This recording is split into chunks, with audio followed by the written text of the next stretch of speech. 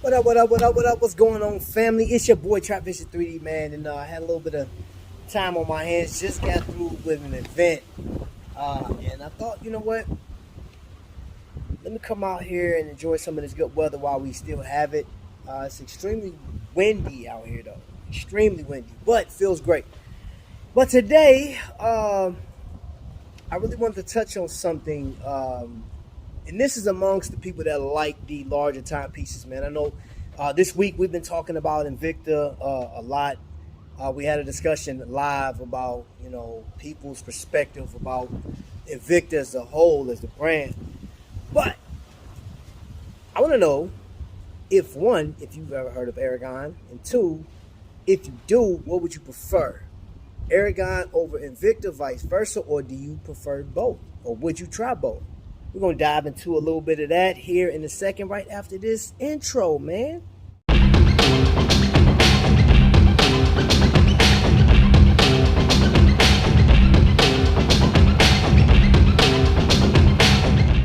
All right, man, what's going on? What's going on, man? Welcome in. If you are new here, welcome to the lifestyle, man. So, I got a few watches right in front of me, and I've had these watches for quite some time, man. But I wanna go to one of my watches first, one of my Invicta pieces. And if you have been on YouTube for any length of time, right, and you follow Simucon reviews, DK, you may know this watch right here. This is a Pro Diver Reserve, right? He actually features this watch, this same one on his channel. This is the very watch that he featured. And he has said something to the event of, I have a list of watches that I'm keeping in my collection and a list of watches that's on the chopping block. And this just happened to be one. And now I'm the proud owner of this heavy tungsten timepiece, which, if you don't know, this was actually created or designed by Ryan Johnson, which has been with the Invicta Watch Company for, I want to say, about 10 years. And he presents this watch, or watches, Invicta timepieces on Shop HQ. You may have known it as Shop NBC or Evine back in the day. But this one is a heavy piece. It's a tungsten. It has sandstone in it. And this just happens to have a Salida an R150. Man, that wind is pushing. So, is this watch legit? And I would say yes. I gotta say, this is like in my top 10, my top 5. This bumped a lot of the watches I have in my collection out of the way because I dig it. It has the function. Look at that. Screw-in functions for the bracelet. You can see the exhibition case back on it. Flame Fusion crystal. It has all the information about this watch on the back. The dive ratio. It has a crown that you hardly ever see on Invicta. I think it's a dope watch, all in all. But this watch, in price-wise, when Invicta brought it out, I want to say it was like close to $1,000, if not $1,000. Then they dropped the price to $899, down to $799 to $699, and then they gave you a coupon recently in the past few months. 30 to 40% off coupon. So that cut this watch down. I, however, did not pay that, man. Shout out to my man DK. Gave me a great price for this watch. But, again, it is one of my favorite pieces. But it's a 47 millimeter. You know what I'm saying? And I know some people do not get down with watches that big. I do. So that's what it looks like on the wrist. Look at all that tungsten. Beautiful. If you're like me, I like looking into other brands time to time. And when I do, there's always a comparison as far as quality, build, price, and stuff like that. And then you have to, if you into the big watches, you have to give it over to Aragon. Now this is a dive master. So I say it's the equivalence of a pro diver. And this one, here's, to be fair, this has an NH36A in it, right? So it gives you, NH35. So it gives you the date. You see that red right there, the little cyclops. This one has the beauty of the abalone shell, and and you have brushed finish on it, man, which I think is nice. Now, one thing I will say that Aragon has in just far as superiority is, man, this thing feels amazing when you put it on your wrist. I don't know what it is about this actual bracelet, but the first time I got it, I looked at it and I said, man, this is a bold design. Seeing that Invicta has a lot of bold designs, I was like, okay, this is a great alternative. So if you look at the bezel, right, the actual bezel, the loom on this is amazing. Oh, that was a bee that just flew in my face. The abalone shell is amazing. The actual hands are unique. You know what I'm saying? It's different because you can actually see through them a tad bit. But then it does have loom features on it. And I'll say, as far as the construction, the bezel turn, hold up. When I tell you this is a tight tolerance on this thing, that is just 120 click bezel.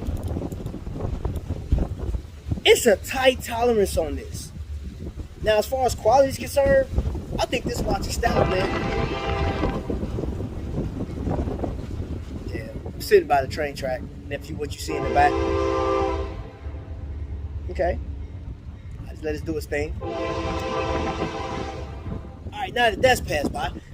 So when it comes to like really looking at the quality of Aragon, in my experience, in my time with it, you know, I've heard about Aragon before because it used to be on Evine. I didn't really jump into it because I was so fixated on Invicta. Well, that wind's really pushing. But I can say since I've been on this Aragon kick, there's some great features, man. But like, I'm gonna tell you something. The one thing I can say about Invicta, like take this for example. This one utilizes the NH36, which, if you can see that, it has Mercedes hands on it, but like it has a feature of the day and the date, So today's Wednesday, and it's 3rd. You have that information on there, but then you have the whole scheme of purple all the way around this bracelet to the actual middle clasp, and even on the back, this is called a purple label. As you can see right there, it has a lot of information on it, and it has that traditional Invicta yellow rotor on it. Now, this watch is nice, man, because it's a grabber, man. It just grabs the eye. Reminds me of Crown Royal. All right. The only problem I have with this watch, there's two. This one has a mineral crystal, which I'm like, I would have loved for them to put a sapphire, but you know, at least they're flame fusion. And when it comes to the bezel turn, it's fluid, nice audible click, but there is a lot of play in it. There's more play than what I want, you know. But then when you think about the tolerance level from this to this, it's like, there's a difference.